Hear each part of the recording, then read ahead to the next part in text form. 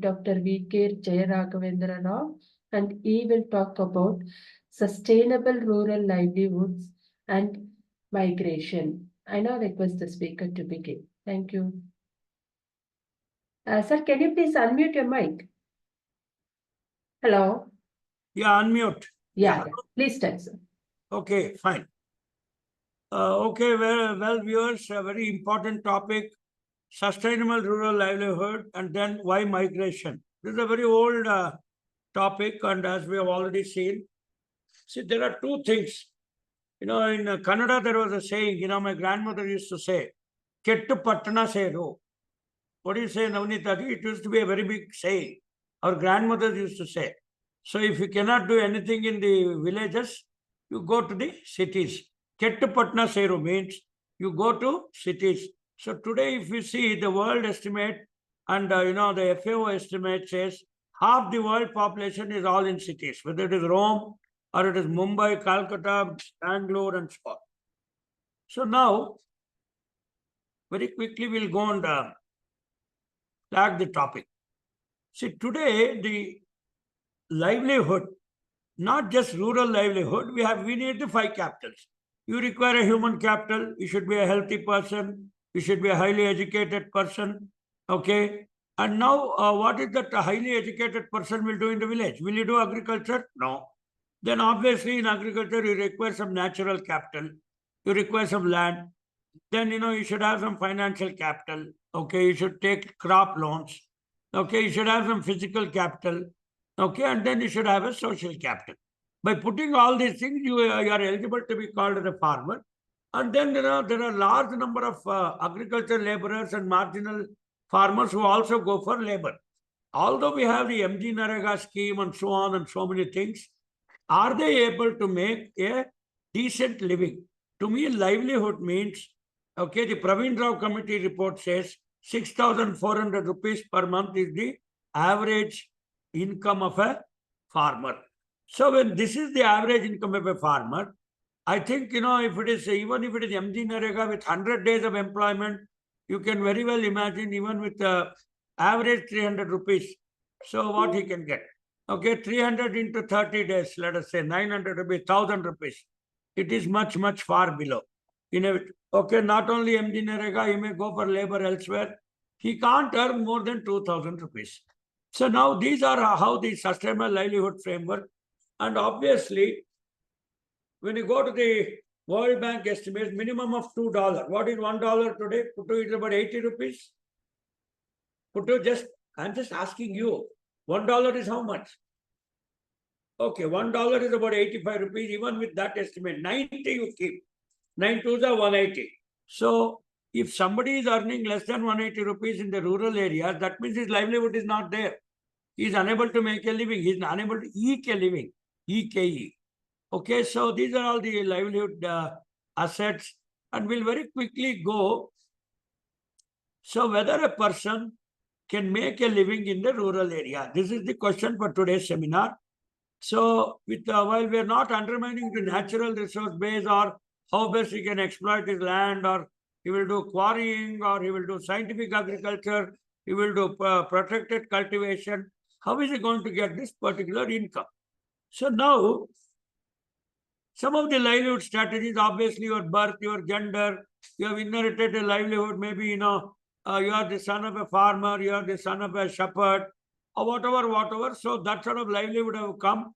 And obviously, because of so many other ecosystem in place, we find a lot of IAS officers, IIT graduates, also coming from the rural area. That is also not out of question. But in general, when 62% of the population are still in the rural areas and when they are dependent on agriculture, whether agriculture is a profitable livelihood or should somebody stay in the village or not is the question. So now, what are the activities they do? What are the assets they have? Okay. Then I've already told you about the 5 capitals. So whether they can make a living, what they gain from what they do. So in a very nutshell, we can say that the rural person or the person who is dependent on agriculture for livelihood is underemployed. That means he is not getting 365 days income, or he is not getting a monthly salary like you and me. he does not have a GPF, he does not have any other, the human development indicators say, okay, HDI, okay. What do the human development indicators say?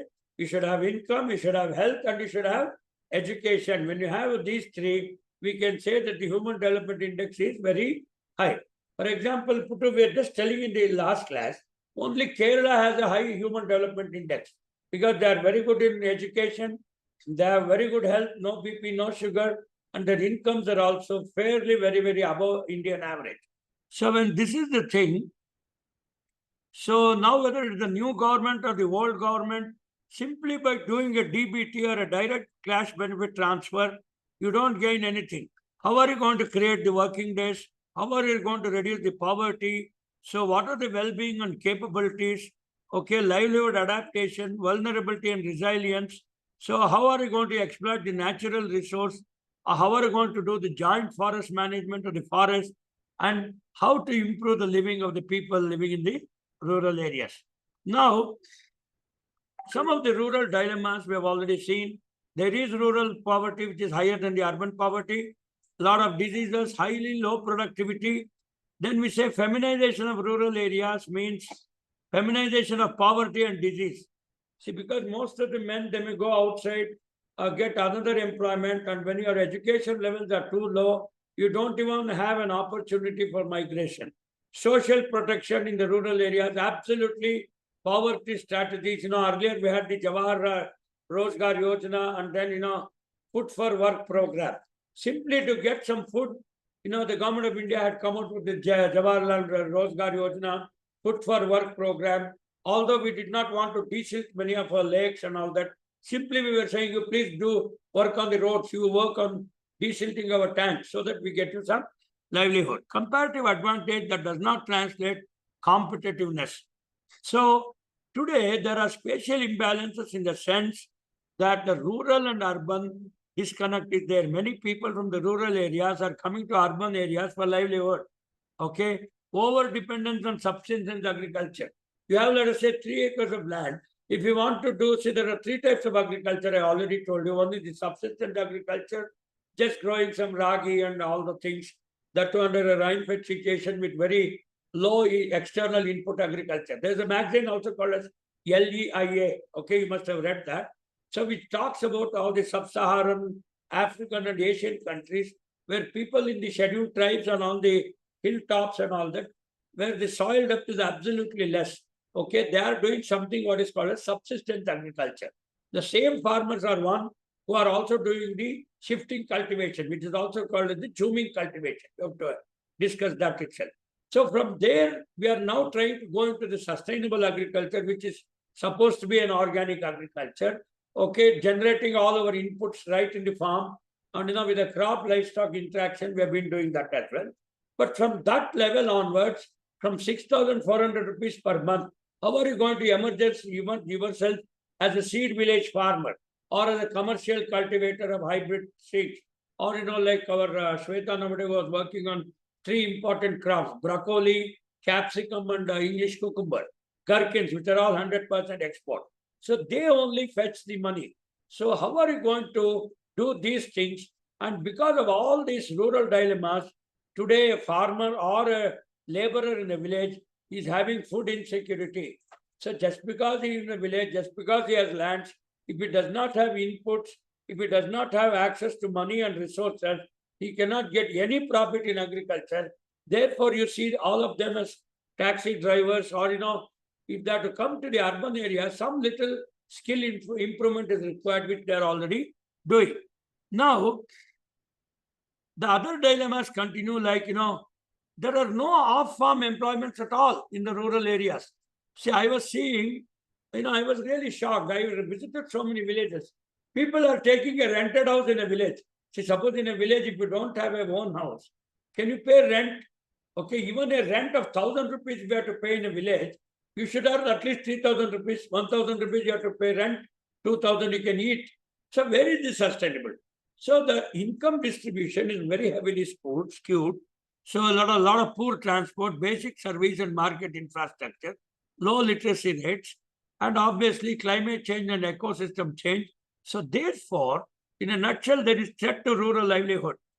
So is it that only the urban areas like you and me only aspire that my children should become IIT graduates, my children should do IAS officers, whether a rural area or a laborer's son should not think of passing an UPSC exam? I see that many success stories, even people from such harsh adversity quotients are also coming and becoming successful. So what is the need of the hour is to create an ecosystem, of livelihood, to create an ecosystem of income generation and off-farm jobs and creating employment in the rural areas. This is exactly what Gandhiji's dream of making India Swaraj, and they told that India lives in its villages. We have 648,000 villages in this country, but absolutely no employment and income generation in cities. Whereas in India, rural areas, but in cities, right from a maid servant, my maid servant earns something like 12,000 rupees. She works in 3 to 4 houses. A taxi driver earns not less than 20 to 25,000 rupees. A Ola Uber driver, in spite of paying the EMI of 13,000 rupees for the 4 or 5 lakhs loan he has taken for his Tata Innova or whatever. The Tata Indica is a base model to run the taxis. He would have taken a loan. He told that he'll be paying something not less than 15 to 20,000 rupees as EMI. So how to remove this threat to that vulnerability issues in rural sectors? So agriculture, coastal resources, energy, forestry. Can you promote tourism and water? So now very quickly we go. There is a dualistic economy, especially for the rural areas. One is agriculture and forestry. The second could be mining, and the third could be agri-tourism, which can be a limited profit earning for the rural areas. So obviously, health, education, and social welfare are very much needed to take and build this particular competitive advantage.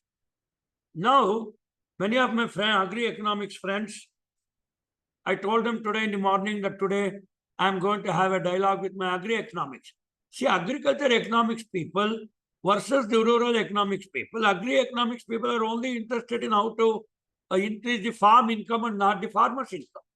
So, marketing of agriculture commodities. Here also there are some business models which has to come and some game theories have to be established.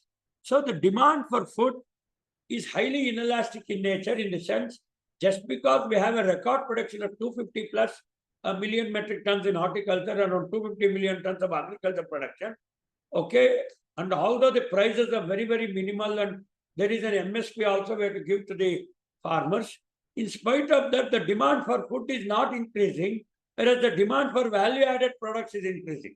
So that means if the rural incomes have to go on, the migration has to be avoided. So people have to be trained in this sort of value addition opportunities. Yearly twice I conduct this particular program for them. So unless they are trained and empowered, unskilled, reskilled and upskilled, okay, you cannot make an income. Unlike the rural economics, so they see, that is where the NIRD comes into the picture. National Institute of Rural Development, vis-a-vis NARM or NCAP. So in case of NIRD, they also see the other non-agriculture income as a livelihood. So, for example, it can be handicrafts, it can be sculpting, it can be small value-added products. So, how the resource allocation should be done, what are the choices of income strategies, and how to eliminate this poverty and inequality. Then performance of product and factor markets. So, whereas in the rural economics, the emergence of performance of agrarian institutions, the income levels are abysmally low. The food security is at a very jeopardized, I could say. So therefore, we'll quickly go look at this rural population and agriculture employment in the world. Okay, the black is economically active people in agriculture across various things.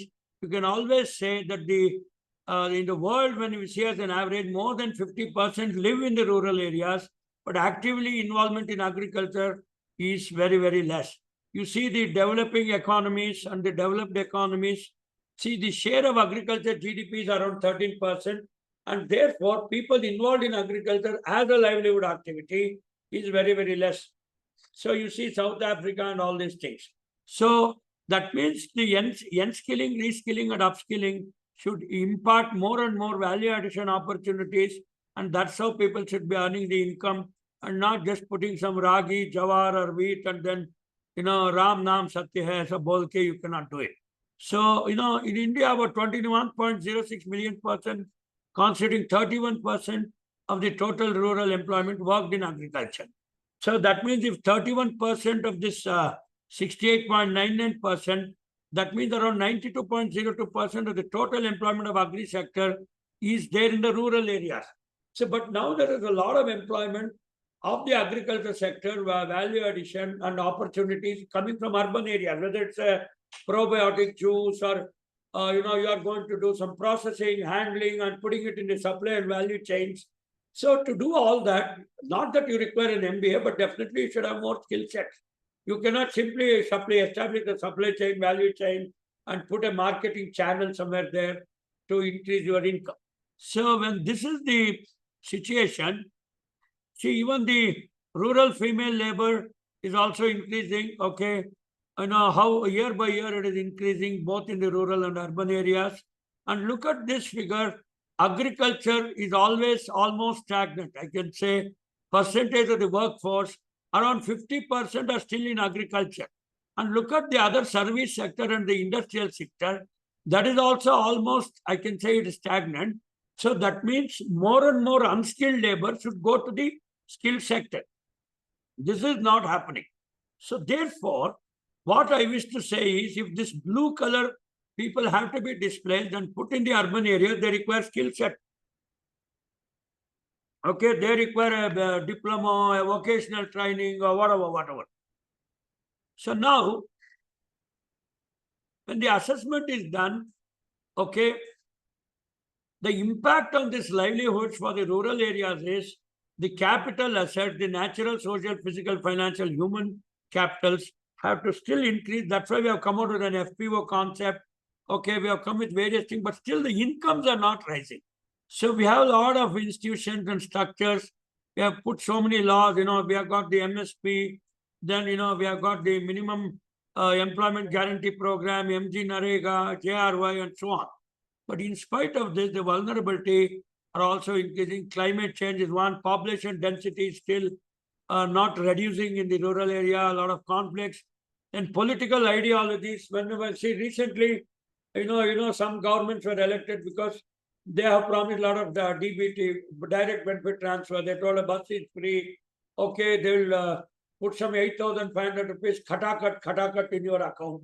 So people, there are a lot of political changes also because of this. And the markets, and I told you that this recent Lok Sabha election, okay, the NDA lost around 49 seats of the Lok Sabha.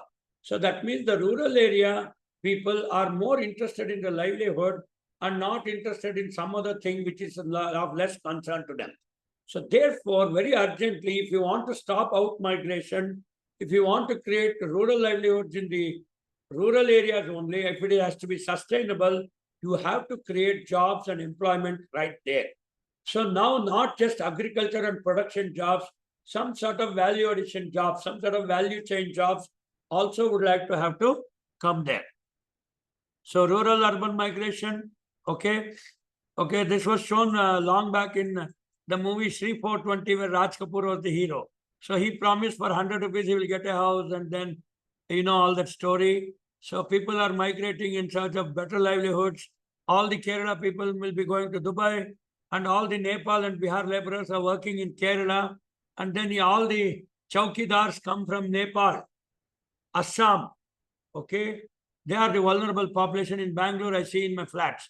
So now, the migration definition, so every birth or in-migration is going to increase the level of population, whether it is urban or rural. Okay, deaths and out-migration is going to be the minus factor. Suppose if I take this paradigm, see, you go to any villages, I keep visiting villages very frequently, and even about 30 years back, the village where I was working, had a lot of people. But today I visited the same village even after 35 years. Absolutely, the villages are empty. Nobody is there except some old fellows, old women who are about to die. They are only sitting. I don't see the youth workforce there. Even if I have a small diploma or they would like to get a driver's job, they are very happy to move out. So that is the situation today. So people migrate for economic reasons, obviously. Social migration means, some of your relatives are in business. So political migration, of course, that is not much in India. Environmental causes, natural flooding and all that.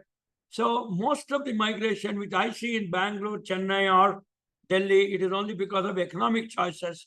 They are come. Even the Rohingyas wanted to come inside, but we did not allow them, and a lot of influx, both from Bangladesh, Nepal, Pakistan. People want to come inside India because here it's a better place. In Pakistan, you have to pay 300 rupees for petrol. So it is very, very costly. So now there may be legal migrants, illegal migrants. I told you about Rohingyas, and then irregular migrants, refugees. Again, long back, in Kollegal district of Karnataka, in Kollegal, the Tibetan refugees had come. That was Devarajara's government. And even today, if you go to the Kushal Nagar, and Kollegal area, you find all the Tibetan settlements. They do chocolates and all that artisanry just coming there. Okay, so there is another place, Kushal Nagar. There also you have this migration. So temporary labor, highly skilled and business migrant.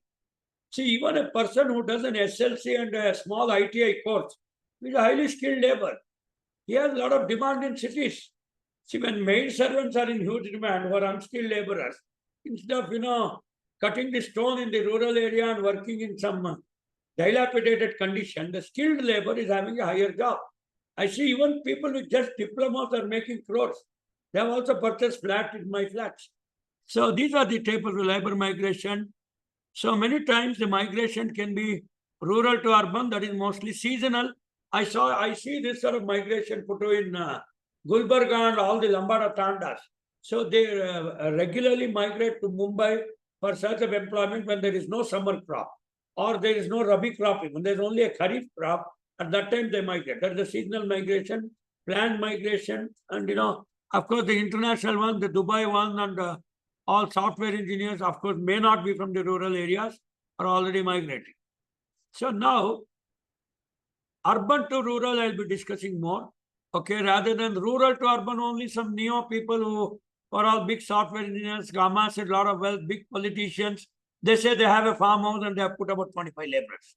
That is of not a big consequence to us, but our consideration is how the urban to rural migration is taking place.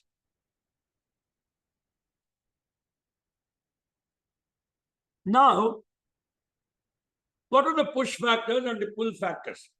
See now, see the cities, see the push factors for a village and the pull factors for a city. See now, in case of push factors, there's high population present in the rural areas, lot of economic hardships, poor quality of life. Then, some ethnic cleansing. That means some communities, just like in Kashmir it happened. All the Kashmiri Pandits were just removed. So because of this also, there is a forced out cleansing, no jobs, starvation and disasters, the Great Bengal famine. See, even in the British days, they put a lot of indigo over there, where actually the productivity of wheat is very high in Bihar. Harsh environments. So because of that, people, they came to the cities. Even when state bifurcation took place, Bihar, most of the people are in Patna, and the Jharkhand fellows, there is nothing in that. Which is the capital of Jharkhand? Ranchi. So wherever the livelihoods are supported, most of the people, I see Biharis, a lot of my subordinates here are from Bihar. Most of the people migrate to Calcutta from Bihar. Yes. And at the most, from there, the next destination is Hyderabad. Then the next destination is Bangalore. They don't even go to Trivandrum. Then other Biharis and all, they will simply go to Delhi, Mumbai. So that's how that Manoj Bajpayee came to Mumbai and became a cinema star. You go there. Yeah, better. So here is one Dr. Thakur, he's my student. So therefore, what I say is, whether it is Mumbai, Manoj Bajpayee going there, or a Bihari coming here, people come, these are called the pull factors.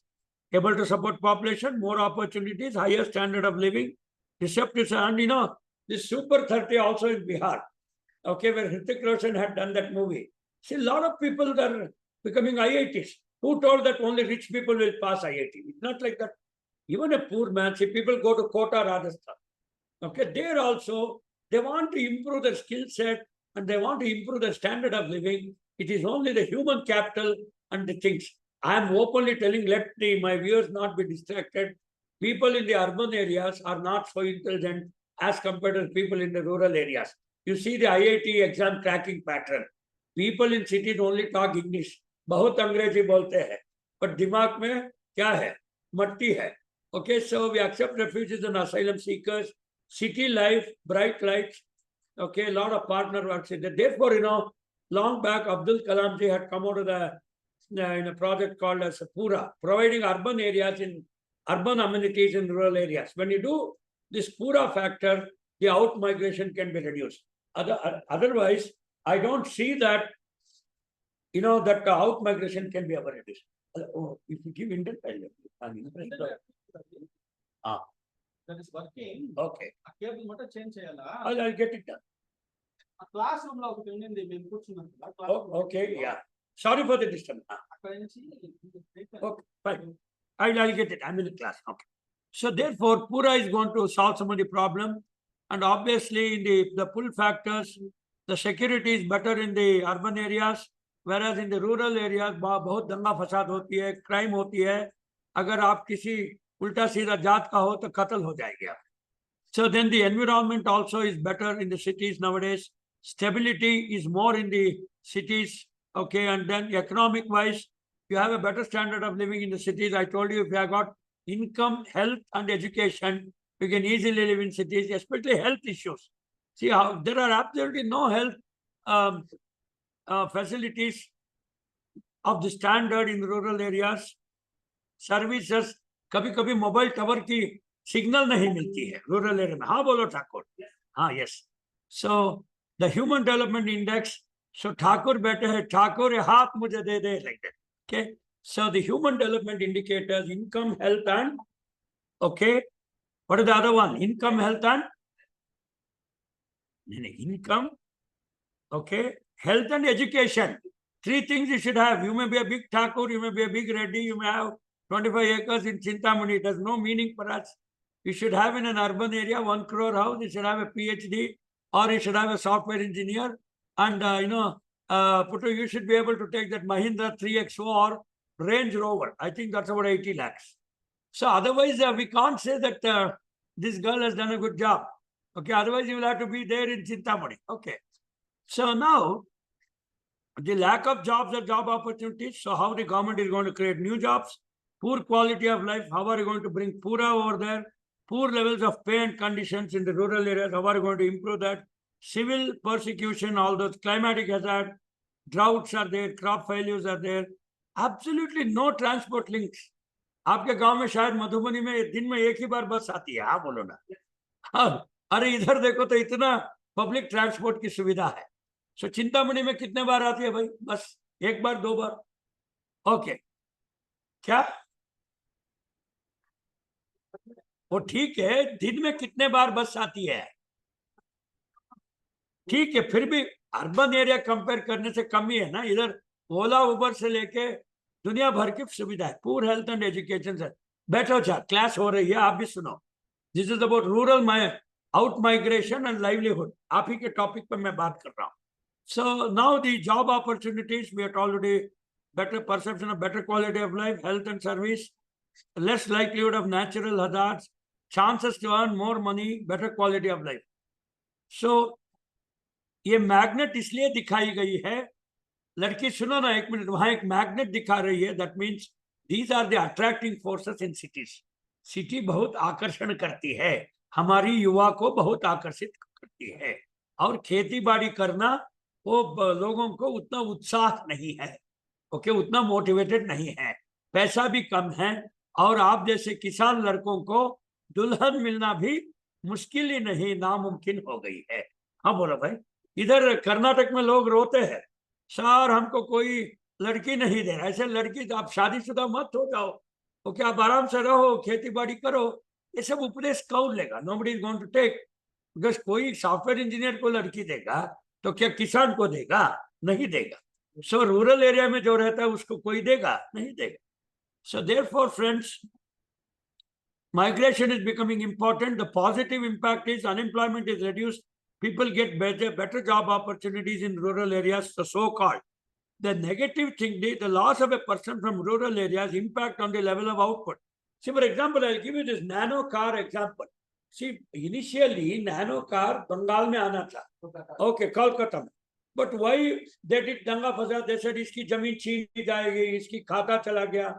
Actually, Tata ने वहां वो क्या गांव है, तो कोई गांव है ना, वो नंदी गांव, जहां नैनो कार आनी थी. सो देयरफॉर दे टोल्ड, अरे भाई West Bengal is having lot of engineers, Bihar में भी काफी इंजीनियर्स मिलते हैं, तो चलो ये नैनो कार वहां कर देना चाहिए. बट ये वो सब आपको इतिहास की गवाह है कि इतिहास के पन्ने पे वो कैसे वहां से निकाल के अभी गुजरात में नैनो फैक्ट्री लगी है. वो राजनीति बोलो या ममता दीदी का बोलो, वो कुछ भी बोलो, हमें मतलब नहीं है.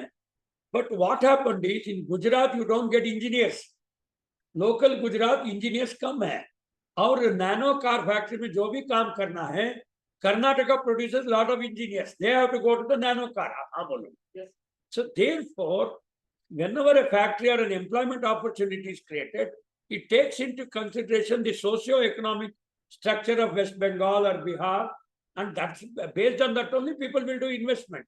कोई बिहार में इन्वेस्ट करेगा क्या? नहीं करेगा. वेस्ट बंगाल में इन्वेस्ट करेगा नहीं, वो भी थोड़ा पॉलिटिकल इंस्टेबिलिटी है. कोई उड़ीसा में करेगा नहीं करेगा. सब लोग इन्वेस्टमेंट करेगा दिल्ली में, सब लोग ओके. गुजरात में भी अच्छा डेस्टिनेशन है. कर्नाटक नंबर 1 बताता हूँ कि हाँ, तमिलनाडु भी थोड़ा हमारे से दूसरे स्थान पे आते हैं, but Karnataka is number 1 because of our political climate. इसीलिए बैंगलोर इतना आबाद होके इतना बड़ा हो गया. So very very uncomparable impacts on destination, on investments, employment, and so on. Because skilled workers, more and more, if you produce, they are going to give you economic growth, and children get better opportunities for education, and the population density is reduced. Okay, so very quickly we'll go. Migration is definitely the only answer. Otherwise, if you don't create more jobs in the rural areas, people wish to move. जरा सा एक diploma हो जाए तो वो waste Bengal से आई class हो रही है. हाँ मार्टिन, ये क्लास होने के बाद सेक्शन चल रही है. So therefore okay Jayant, please इसका आर्टिकुलर का सॉल्व करो problem. So therefore, out migration is a reality, and then how, if at all you want to reduce the out migration, you will have to create a lot of jobs in the rural areas. And how the Agri Ministry or the Urban Ministry, and how are they going to make inclusive growth in the rural areas to create employment? This has been still a challenge. Okay, and now there are other reasons like why people do our migration. शादी होने के बाद पूरे औरत लोग अगर शहर में शादी हो गई तो आउट माइग्रेशन होती है. एम्प्लॉयमेंट के लिए ज्यादा आता है. एजुकेशन, अगर किसी को कुछ अच्छा इंजीनियरिंग सीट मिल गया तो रूरकी आएगा, रूरकेला आएगा, IIT करके जाएगा. लैक ऑफ सिक्योरिटी, अगर मान लो बहुत नक्सल प्रॉब्लम है छत्तीसगढ़ और इस इलाकों में, इवन इन दी झारखंड इलाका, बिना सिक्योरिटी अगर कोई गैंग्स ऑफ वासेपुर आके वो कोल धनबाद की कोल में उड़ा देगा. वो मनोज वाजपेयी ने बहुत बढ़िया किया था. हाँ बोलो ना. अगर इतना दंगा फसाद और लूट मार हो रही है तो कौन रहेगा? Nobody is going to stay. एक सिनेमा आई थी कालिया बोल के, अमिताभ बच्चन ने किया था बहुत पहले बार. सो देयरफॉर इवन आज भी हमारा कोयले का जो माइनिंग होता है उसमें 40% ही बाजार में बिकती है. बाकी 60% वो सोरेन ब्रदर्स जो जेल में है आजकल, ये लोग अपना इलीगल माइनिंग करके दे भी बेच रहा है. सो ये सब इनसिक्योरिटी की वजह से people are doing the out migration. हाँ बोलो ना. Okay, so therefore look at the proportion of migrants, causes of migration. Okay, so सबसे ज्यादा शादी होने के बाद औरत लोग तो चली जाती है. So there is a less of agri women force. Okay, others are all of less things. So see everybody, इसका मतलब ये निकला इस स्लाइड का कि जो भी शादी करके गांव से शहर आएंगे, so that means they don't want to give their लड़की to the गांव. हाँ बोलो ना. अगर ये लड़की गांव का है तो क्या गांव में शादी करेगी? वो सिटी में करेगी. So this is one of the important causes of out migration. So rural to rural सबसे ज्यादा है मित्रों. So this is our concern. आप यहाँ देख लीजिए. Okay, rural to urban कम है. Rural to rural is 36. Rural to urban about 30% मान लो. Urban to rural बहुत ही कम. Urban to urban is also less. So therefore, what we wish to say is, very quickly, the rural to urban migration, if at all, has to be arrested. आपको ज्यादा अच्छे नौकरियां जैसे factory लगानी है या telecommunication. अरे भाई देखो, जब ताइवान में the Seagate hard disk is done in a cottage industry, वो शहर में नहीं बनती है. So when they are doing it, why don't you prepare all your pen drives and hard disks and telecommunication equipment in the rural areas? शायद कोई government ने इसके ऊपर ध्यान नहीं दिया होगा. Okay, so anyway, we'll quickly go. I think my time is getting up. I'm just going to quickly conclude all these things. So there is another issue called as counter urbanization. So see, especially when you take Bangalore, for example, you can't afford a house in Majestic or Malleshwaram or Palace Orchards. So people take house in Kengeri and Rajarajeshwari Nagar, where recently it was in news because of the crime and all that. People would go to the peri-urban areas and take accommodation. People are even traveling from Kanakapura, Kengeri, Tumkur. Every day they travel, they commute to Bangalore for search of job. That is called counter urbanization. In spite of this, okay, they are not able to make the two ends meet. And also there is a lot of pressure on them to earn more. See, today, every house, हर एक घर में, okay, क्या 10,000 से रोटी कटती है? नहीं कटती है. 25,000 से भी नहीं कटती है. आशाएं बढ़ रही है, उमंगे बढ़ रही है, ओके, और उसका तरंग भी फैल रही है इधर उधर. सो देयरफॉर मित्रों, आशा कम करो. ये कोई अगर मैं उपदेश दूं तो लोग मुझे मारेंगे. आशा भी ज्यादा होगी, अपॉर्चुनिटीज भी होगा और अर्बनाइजेशन भी होगी. एंड देन बाद में out migration also will be more. Very quickly let us conclude. Okay, socio-economic problems are also coming up because of this out-migration. Conflict between traditional farmers and newcomers who were given money on the ST tag. I told you, मेठी और cookie के बीच जो वार हो रही है मणिपुर में. So okay, मेठी लोग Christians है और कुकी लोग हिंदू है, और मेठी लोगों को मिल गया ST टैग, उसको ढेर सारे सहूलत और वो सब मिली है, कुकी को नहीं मिला है. ये है कारण. Okay, दूसरा productivity is low, living some farmers still needing support. See, इतना एग्रीकल्चर की प्रोडक्टिविटी भी कम है, एमएसपी भी नहीं आ रही है, they are not getting remunerative rates. So therefore what is the point in being in rural area and doing that low that subsistence agriculture? फायदा नहीं है. या तो आपको आमदनी बढ़ाने के लिए उत्पाद बढ़ानी होगी रूरल एरिया में, या तो माइग्रेट करना पड़ेगा, या तो जॉब को क्रिएट करो. So some native tribes have lost land and been forced to move to other areas because कोई फैक्ट्री आया, कोई नदी आया, whatever डैम आई, okay, रियल एस्टेट की हो रही है. So मित्रों, अंत में, so how to define the concept of rural development, how to increase the jobs, both the policy at the micro and the macro level. So always, there is a, people say that we will again go for census. Rural demography कैसे बदलाव हो रही है, किसको नुकसान हो रहा है. And हर बार जब भी इलेक्शन आता है सेंसस निकाली जाती है. ओके, झा का कितना पॉपुलेशन है, ठाकुर का कितना है, SC ST का कितना है, भूमिहार का कितना है. So people are doing all that. The value of the rural space and sustainable resources. Okay, we should create more and more sustainable livelihoods. Okay, nurture पूरा and socio cultural coexistence and also the productivity. Okay, so therefore this should become the national agenda and also global benefits. So अंत में मित्रों, मेरा एक ही परामर्श का statement है कि जब जब ओके भूखेपन, ओके जब जब रोजगार वो रूरल एरिया में नहीं होती है, तब तब ओके ये माइग्रेशन होती ही रहती है. ये तो वास्तव भी है और सच भी है. और इसके लिए इस प्रस्तुत जो गवर्नमेंट है वो क्या करती है वो देखना पड़ेगा. खाली कैश बेनिफिट ट्रांसफर से नहीं चलेगी. Okay, you should bring some sort of a sustainable things. So thank you, Mitro.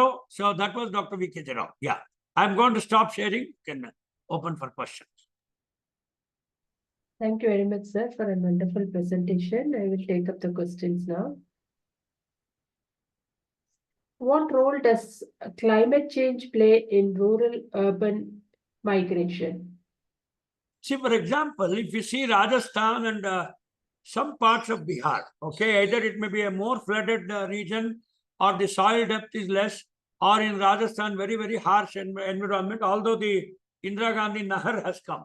In spite of all these things, the especially climate change, when people cannot, for example, the basmati rice is cultivated in Jammu, Kashmir, Pakistan region, wherever Pusa basmati, a scented variety. See, suddenly, if there is a change in temperature and all that, the quality of the basmati rice will come down, and people who are dependent on that for livelihood will have to migrate.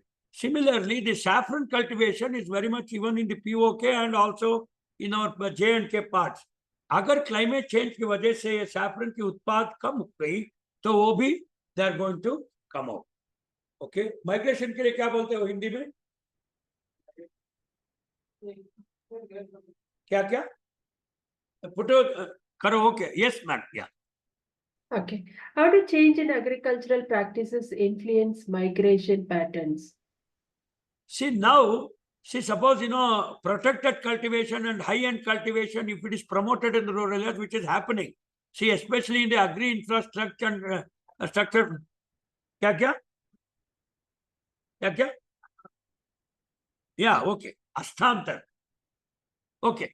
See, now, if you start producing high-value crops and protected cultivation like what IIHR has standardized the technology in the rural areas, in the MIDH and the Atmanirbhar scheme, definitely people will get more income because of the productivity and the targeting of the various crops and commodities, and simple value addition which can be done in the rural areas without much hi-fi machinery and all that. That can definitely reduce the out-migration. Okay. What policies have been successful in promoting sustainable rural livelihoods? See, the history goes back right from the JRY, the Jawaharlal Rozgar Yojana, which promised some employment, and they do desilting of tanks in the summer season. Then obviously, the famous MG Narega scheme. Okay, we have the ICDS, Intensive Cattle Development Scheme. We have the SCSP and the TSB program. So many cash benefit programs, especially after these Aadhaar enrollments and all that. Direct cash benefit transfer has also been provided to the rural areas so that the out-migration is reduced and the cities don't get a lot of these slum dwellers and these sort of people. So the government has been doing, but still it is not enough because the aspiration is more than 8,500 rupees. That's why, all the political campaigns came out with this khatakat 8,500 rupees. See, if you don't give them 12,000 rupees, nobody will stay in villages. So if somebody has to stay in village, see, suppose let us say I am a villager, I have very high aspiration. Okay, I am a PhD MBA fellow, or somebody is a BTech fellow. His aspiration is minimum 1 lakh. So that is the opportunity cost you will have to give to make people stay in the rural areas. So why will a minimum graduate at least stay in a village? कोई रहेगा क्या graduate? कोई diploma वाला रहेगा? नहीं रहेगा. जब तक उसकी एम्प्लॉयमेंट नहीं क्रिएट करोगे तब तक they won't be in the rural area. कोई यहाँ मुफ्त का काम करके मुफ्त रहने के लिए यहाँ कोई आसमान से टपकी हुई कोई नहीं है इधर. ओके, वो तो पुराने जमाने और दुनिया की रीत और रिवाज थी और दुनिया की दस्तूर थी. Today it is only about economics. ज्यादा आमदनी आती है तो वो वहां जाता है. और मान लो कि गांव से तालुक आता है, तालुक से डिस्ट्रिक्ट हेडक्वार्टर पे आएगा, डिस्ट्रिक्ट हेडक्वार्टर के कोई फीडर टाउन पे आएगा, वहां से स्टेट हेडक्वार्टर में आएगा. Migration is a gradual process based on the opportunities and income. Okay. What policies have been, I finished it, sir. I move on to the next one. How can government balance urbanization with the need to sustain rural livelihoods? See, now, no, madam, here I wish to be a bit critical, kindly don't mistake me. See, the government runs on GDP. Okay. See, now agriculture GDP is only 13%. Okay. Industrial GDP is about 26%. Service sector GDP is more than 65%. And then because our software engineers went abroad, a lot of foreign exchange is coming. We don't have any problem of foreign exchange. So government is not here to support only rural livelihood. It is only going to create an ecosystem so that the GDP cannot be jeopardized at one side. And at the same time, the country's economy is now going into double digit. क्या 11% है क्या अभी? 11-12% है. 8%. 8% is our growth rate. So it has to balance all these things. Therefore, we are not in a, we don't have any force to create some urban employment. Although if you want to stop out migration and reduce the influx in the cities, only you have to do it. But otherwise, government is happy simply expanding its cities. Chennai, Bangalore is already interlinked. Oh, we have Hosur, we have Katpadi this side. So one day there won't be any Chennai, there won't be any Bangalore. Both will fuse. Already Bangalore and Mysore is fused. Okay, so everything goes by employment, income opportunities, GDP, and productivity. See, otherwise, just for the name of CSR, okay, corporate social responsibility, simply by putting some infrastructure, agri-infrastructure fund is also there. They give you 5 crores for 3%. Just because they give that, I don't think that, the rural livelihood can become sustainable because the aspiration is still very high. Nobody will live for 6,000 or 8,000 rupees even in village. सब लोग देखते हैं चलो भाई एक security guard बन जाओ तो 20,000 मिलती है, एक टैक्सी ड्राइवर बन जाओ तो 25,000 मिलती है. So people are seeing at these sort of things, and government is also doing, but government has no hard and fast rule that it should create rural livelihoods. It is giving something. The ecosystem is in place, but obviously we cannot neglect the other growing sectors at 8%, and we cannot put all that money in this direct benefit transfer, free food and all that, which some governments are doing, and that is highly unsustainable. Thank you. Okay. What are the best practices for creating job opportunities in rural areas to reduce migration pressures? See, 2-3 things are there. There is already a vocational training program for the rural area. There is an RCT, Rural Self-Employment Training Institute. Her district level, it is already there. Some vocational training is also given to them. It may be agri, industry, and so on. And small scale MSME. Okay, recently, my student is the DG of the NI MSME, medium, small, medium enterprises. So therefore, for 5 crores, 10 crores, small enterprises are also coming up. See, they take a license in a rural area and finally they land up in the cities. So that is the paradox situation for that class is on. Yeah. Okay. How have different countries addressed the challenge of rural-urban migration? See, other countries, even in America also you have all this migration, but unfortunately, their ecosystem is somewhat different. Okay, almost if you see Cincinnati versus Wisconsin versus Texas, any district, any village, even a small Utah State University, which is in the desert. My brother was an associate professor there. So they have tried to create all the jobs, universities. Okay, even here we are there. But slowly, if you create all educational institutes, health institutes, even in the remote rural areas, and employment opportunities, okay, then only these things can improve. It is already taking place. Other countries are much better, but African countries are less. Pakistan is far behind us. We are only better. Okay. What are the implications of rural-urban migration on family structures and gender roles in rural communities?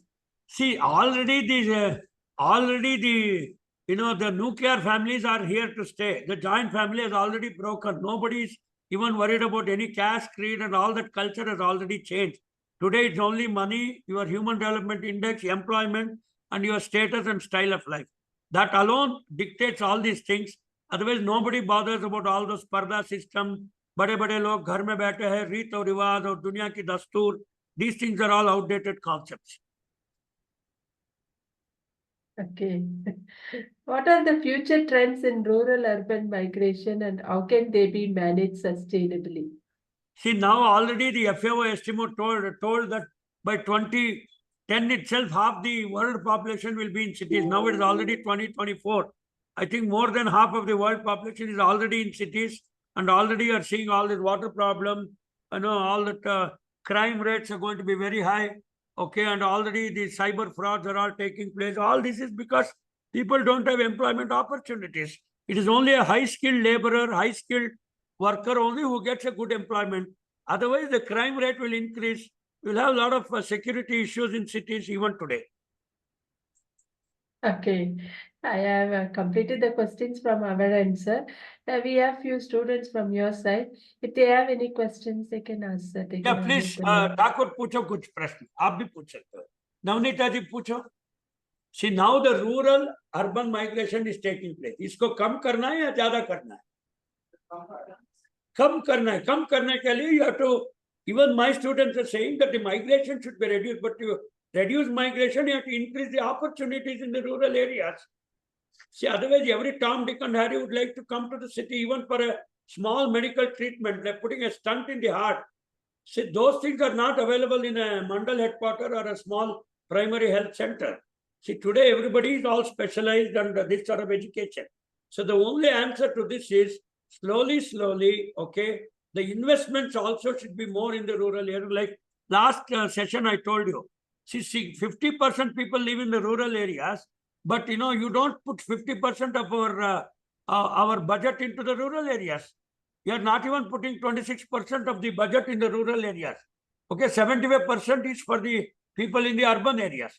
So 50% of the people in urban areas get 75% of the total budget, whereas the rural areas get only 25%. So इंसाफी कहाँ है? Okay. Yeah.